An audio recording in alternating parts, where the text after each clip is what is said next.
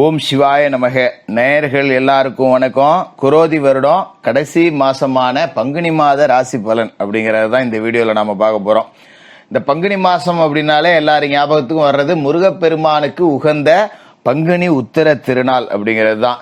இந்த பங்குனி உத்திரம் இந்த மாசம் 28ஆம் தேதி, அதாவது ஏப்ரலுக்கு 11, பங்குனிக்கு 28ஆம் தேதி பங்குனி உத்திரம் அப்படிங்கிறது வருது. இந்த மாசத்துக்கு உண்டான கிரக அமைப்புகள் அப்படின்னு பாத்தீங்கன்னா நிறைய மாற்றங்கள் அப்படிங்கிறது இருக்கு. சூரிய பகவான் மீனராசியில இருக்கார், ராகுவோட சேர்ந்து இருக்கார்.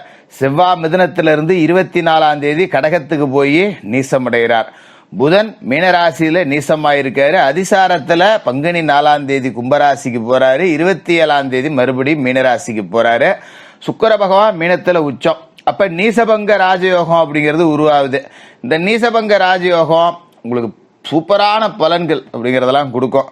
குரு பகவான் ரிஷபத்திலையும் சனி பகவான் கும்பராசிலையும் இருக்காரு. மகா சனி பயிற்சி திருக்கணித பஞ்சாங்கப்படி 15ஆம் தேதி பங்குனிக்கு 15, மார்ச்சுக்கு 29 மீனராசிக்கு சனி பகவான் போறாரு. ராகு மீனத்திலையும் கேது கன்னிலையும் இருக்காங்க.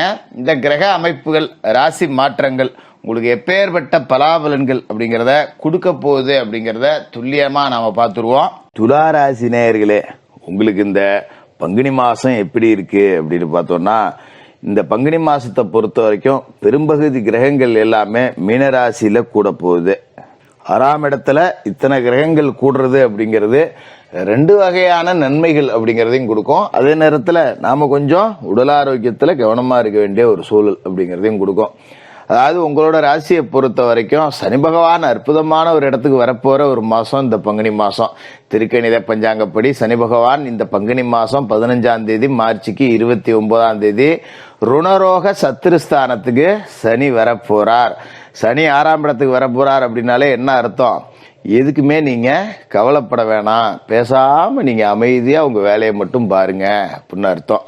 ஏன்னா கடன், பகை, எதிரி, இந்த 3 தான் ஒரு மனுஷனுக்கு பெரிய பிரச்சனை. கடன், பகை, எதிரி, நோய் நொடி, இதுதான் ஒரு மனிதனோட பெரிய பிரச்சனை. இது இல்லாம ஒருத்தன் வாழ்ந்துட்டாலே அவன் ஒரு முழுமையான மனுஷன். எந்த விதமான மன உளைச்சலும் இல்லாம சந்தோஷமா வாழக்கூடிய மனுஷன். உடம்புல நோய் நொடி அப்படிங்கிறது இதுக்கு மேல இருக்காது. முதல் விஷயம் சனி பகவான் அதுதான் செய்வார். ஏன்னா இவ்வளவு நாளா 5ஆம் இடத்துல சனி பகவான் இருந்தார். அதுவும் கூட ஒரு நல்ல இடம் அப்படின்னாலும் கூட இந்த பரம்பரை வியாதிகள் அப்படிங்கறத உங்களுக்கு லேசா கொடுத்திருப்பாரு. அப்பாவுக்கு சுகர் இருந்துச்சு, எனக்கும் வந்துச்சு. அப்பாவுக்கு சைனஸ் பிரச்சனை இருந்தது, எனக்கும் வந்துச்சு. இந்த மாதிரி பரம்பரை வியாதிகள் அப்படிங்கறத சனி பகவான் உங்களுக்கு கொடுத்திருப்பாரு. அதே மாதிரி பாத்தீங்கன்னா சமுதாயத்துல அடிக்கடி ஒரு வார்த்தையை கேட்டிருப்பீங்க, அப்படியே அப்பனம் மாதிரியே இருக்கான், அப்படியே அப்பனம் மாதிரியே இருக்கான். இந்த வார்த்தை வந்து ஒரு 2.5 வருஷமா உங்க காதுல கேட்டுக்கிட்டே இருந்திருக்கும்.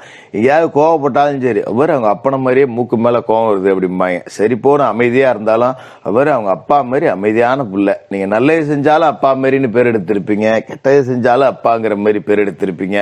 இந்த வார்த்தையை நீங்க காதுல அதிகமா கேட்டிருப்பீங்க. அதுக்கு காரணம் பூர்வ புண்ணியத்துல இருந்த சனி பகவான் அப்படிங்கிறவர். உங்களோட சுயம் அப்படிங்கறதே நீங்க வெளிப்படுத்தினாலும் கூட அது உங்களோட சுயம் இல்ல, உங்களோட முன்னோர்களோடது அப்படிங்கிற மாதிரி தான் எல்லாருடைய பேச்சும் இருந்திருக்கும். இதுக்கு மேல உங்களோட சுய ரூபத்தை, உங்களோட விஸ்வரூபத்தை நீங்க காட்ட போற ஒரு மாதமா இந்த பங்குனி மாதம் அப்படிங்கிறது இருக்கும். இந்த மாசத்தோட தொடக்கத்துல பாத்தீங்கன்னா ராசிக்கு அதிபதியான சுக்கிர பகவான் 6ஆவது வீட்டுல வக்ரமும் அடைஞ்சிருக்காரு, உச்சமும் அடைஞ்சிருக்காரு. இந்த 2மே இருக்கு. இது வந்து நல்லதுதான், நீங்க கவலைப்பட வேண்டியதில்ல. சூரியனோட சேர்ந்திருக்கிறதால கொஞ்சம் விரைய செலவு இருந்தாலும் அதை சுப விரைய செலவுகளா நாம மாத்திக்கணும். கையில 10 ரூபா காசு வச்சிருக்கீங்களா, வாழ்க்கையில என்னென்னலாம் பண்ணணும்னு ஆசைப்பட்டீங்களோ அத்தனையும் பண்ணி விடுங்க. வீடு கட்டணுமா கட்டி விடுங்க. இல்ல கெஸ்டன் பண்ணி ஒரு சின்னோண்டு ரூம் கட்டலாம்னு நினைக்கிறேன்னா கட்டி விடுங்க, தப்பு கிடையாது. ஒரு இடம் வாங்கணும்னு நினைக்கிறீங்களா வாங்கி விடுங்க. இல்ல காசே என்கிட்ட இல்ல ஜோசியரை, நான் எங்க இதெல்லாம் செய்யறதுன்னு நினைக்கிறேன்னா கையில ஏதோ 10 ரூபா இருக்கா, வீட்டுக்கு தேவையான பொருளை வாங்கி போடுங்க. ஏசி வாங்குறேன், ஃப்ரிட்ஜ் வாங்குறேன், ஏதோ ஒண்ணு வாங்கி போடுங்க. இல்லையா கடனை அடைச்சு விடுங்க. ஒரு 1000 ரூபா தான் இருக்கு, 1000 ரூபா கடன் இருக்கு, அந்த 1000 ரூபாயை உண்டி கடனை அடைங்க. கையில காசு வச்சிருந்தா தேவையற்ற விரைய செலவுகள் வரும். அதனால முதலீடு பண்ணிடணும், இல்ல கடன் அடைச்சிடணும். இல்ல ஒரு நகையாக பேங்க்ல வச்சிருக்கேன் அப்படின்னா 1 லட்சம் ரூபாய்க்கு வச்சிருக்கேன், கையில 5000 தானே இருக்கு, பரவாயில்ல கொண்டு போய் அதை அசல்ல கட்டிவிட்டு 95,000 குறைச்சிங்க கடனை. கையில பணம் வச்சிருந்தா இந்த மாசத்துல கொஞ்சம் அந்த ஒரு 15 நாளைக்கு அப்படியே விரைய செலவு ஆகிட்டே இருக்கும். தேவையில்லாத விரைய செலவுகள்லாம் வரும். அதனால கூடுமான வரைக்கும் பணத்தை கையில வச்சுக்காதீங்க. திருமண வயசுல பிள்ளைங்க இருந்தா ஒரு ஜாமா செட் எடுக்கிறது, ஒரு நகை நட்டு வாங்குறது, சீர்வரிசை பொருள் வாங்குறது, இந்த மாதிரி ஏதாவது ஒண்ணுல முதலீடா போட்டு விட்டுறது அப்படிங்கிறது தான் நல்லது. அதோட அதே மீன ராசியில புதன் ஒரு 4 தேதி வரைக்கும் இருக்காரு, நீசம் அடைஞ்சு அங்க இருக்கார். அதாவது ராசிக்கு விரையாதிபதி நீசம் அடைகிறது அப்படிங்கிறது நல்லதுதான். ஒரு நெருக்கடி நிலை அப்படிங்கிறது அகலும்.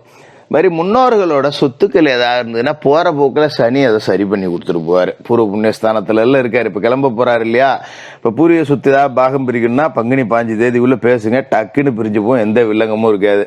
அண்ணன் தம்பிகளுக்குள்ள பங்காளிகளுக்குள்ள ஏதாவது சொத்து பத்து பிரச்சனை மனஸ்தாபம் இருந்தா கூட ஒன்றும் பிரச்சனை கிடையாது. நாம இப்ப இறங்கி போய் பேசலாம். யாரோ ஒரு நேரா போய் பேச வேண்டாம், உங்களுக்கு பிடிக்கலையா பேச வேண்டாம்.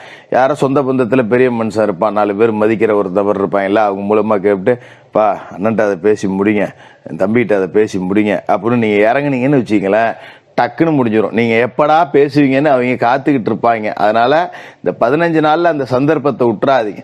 சொத்து சம்பந்தப்பட்ட வழக்கே இருந்தாலும் சரி பேசி தீர்த்தீங்கன்னா வழக்கே 5 தேதிக்குள்ள போய் வாபஸ் வாங்கிட்டு வந்துடலாம். எப்ப நாங்க எங்களுக்குள்ள நாங்க பேசி முடிச்சுக்கிட்டோம், வழக்கை வாபஸ் வாங்கிக்கிறோம்னு சொல்லிட்டு வந்துடலாம்.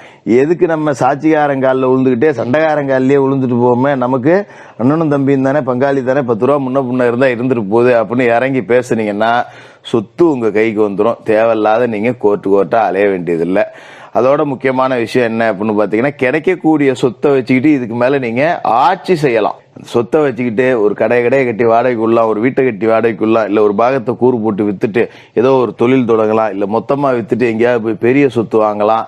இது மாதிரி ஏகப்பட்ட அமைப்புகள். அந்த சொத்தின் பேர்ல ஒரு லோனை போட்டு அதை வச்சு முதலீட போட்டு பெருக்கி இப்படி எவ்வளவோ செய்யறதுக்கு உங்களுக்கு சனி பகவான் இந்த 15 தேதிக்குள்ள செஞ்சு கொடுத்துட்டு தான் 6ஆம் இடத்துக்கு போவாரு. 6ஆம் இடத்துக்கு போய் அதை காப்பாத்தி விடுவாரு. உங்களுடைய எதிராளிகளை எல்லாத்தையும் உங்கள்கிட்ட தோக்கடிப்பாரு. உங்களை எதிர்த்தவனுக்கு எதிர்காலமே இல்லை அப்படிங்கிற அளவுக்கு உங்களை ஒரு விஸ்வரூபம் எடுத்து ஜெயிக்க வச்சு காட்டுவார். அப்படி ஒரு அமைப்பை சனி பகவானும் கொடுக்கிறாரு. அதனால நீங்க கவலைப்பட வேண்டியதில்லை. அது மாரி நோய் நொடி இருக்காது, எதிராளிகள் சரணடைவாங்க, கடன் அடையும். இவ்வளவு அம்சத்தையும் கொடுக்கிறாரு. 4ஆம் தேதிக்கு மேல பாத்தீங்கன்னா புதன் கும்பராசிக்கு போயிடுறார். 12ஆம் இடத்திற்கு அதிபதியான புதன் 5ஆம் இடத்துக்கு வர்றதால பிள்ளைங்க வகையில கொஞ்சம் செலவு இருக்கதான் செய்யும். ஏதோ ஒரு தொகையை பிள்ளைகளுக்காக செலவு பண்ணும். அங்க போறேன் இங்க போறேங்கோ, இல்லைன்னா ஒரு வண்டி ஒன்று வாங்கி கொடுங்கோ, இல்லைன்னா ஒரு தொழில் ஒன்று வைக்கிறேங்கோ, இல்லைன்னா படிச்ச காலேஜ் பிடிக்கல வேற காலேஜுக்கு போறேங்கோ. இது மாதிரி பிள்ளைங்க வகையில விரைய செலவுகள் அப்படிங்கிறது இருக்கதான் செய்யும். அதை சலிச்சுக்கிட்டு கண்டிச்சுக்கிட்டு இருக்கணும்னு அவசியம் கிடையாது. சரி போனா போகுது அப்படின்னு செஞ்சிடறது தான் இந்த காலகட்டத்தில் நல்லது. மீனத்துல ராசி அதிபதி சுக்கிரன் உச்சம் வக்கரம் 2லயுமே இருக்காரு. அஷ்டமாதிபதியாகவும் சுக்கிரன் இருக்கிறதால கொஞ்சம் பழைய கால இழப்புகளை ஈடு செய்யலாம். நீங்க ஏதோ ஒரு பொருளை வித்துவிட்டேன், அதை வாங்க முடியல, ஒரு நகை ஒன்று வச்சேன் முழிவு போச்சு அப்படின்னா இப்ப அதை திரும்பி வாங்கலாம். அதே மாதிரி டிசைன் போட்டு ஏதோ கடன்லாம் அடைச்சிவிட்டு 10 ரூபா மிச்சம் அப்படிங்கிறது இருக்கலாம். இந்த மாதிரி வாடகை கட்டடத்துல ஒரு வியாபாரம் பண்ணிட்டு இருக்கேன், தொழில் பண்ணிட்டு இருக்கேன்னா ஒரு சொந்த கட்டடத்துக்கு மாற்றக்கூடிய யோக அமைப்பு அப்படிங்கிறதும் இந்த காலகட்டத்தில் உங்களுக்கு கிடைக்கும்.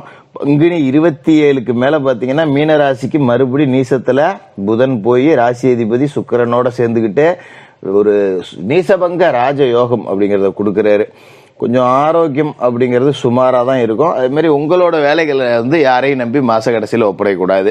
ஒரு இடத்துல வேலை செய்யறோம் போறோம் வரோம்னா உங்க வேலைகளை நீங்க தான் செய்யணும். எனக்கு கொஞ்சம் நிறைய வேலை இருக்கு, இந்த வேலையை நீ செஞ்சு கொடுன்னு அடுத்தவன்ட்ட ஒப்படைச்சிங்கன்னா அதால தேவையில்லாத பிரச்சனை வரும். இந்த பிறருக்கு பொறுப்பு சொல்ற வேலையை நம்ம வச்சுக்கவே கூடாது.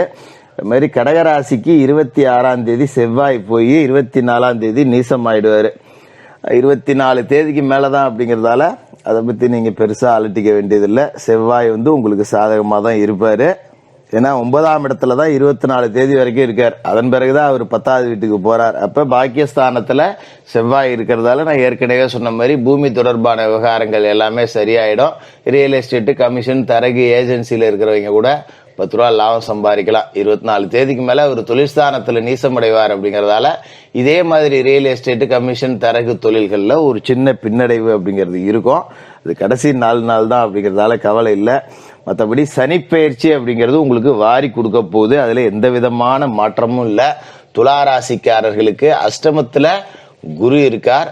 அத நீங்க மறக்கக்கூடிய அளவுக்கு நன்மைகள் அப்படிங்கிறது நிறைய நடக்கும். ரொம்ப நாளைக்கு பிறகு காசு பணம் வரப்போற ஒரு மாசமாவும் இருக்கும். நல்ல நேரம் தொடங்கிருச்சு. துளாராசிக்காரர்களுக்கு வாழ்த்துக்கள்.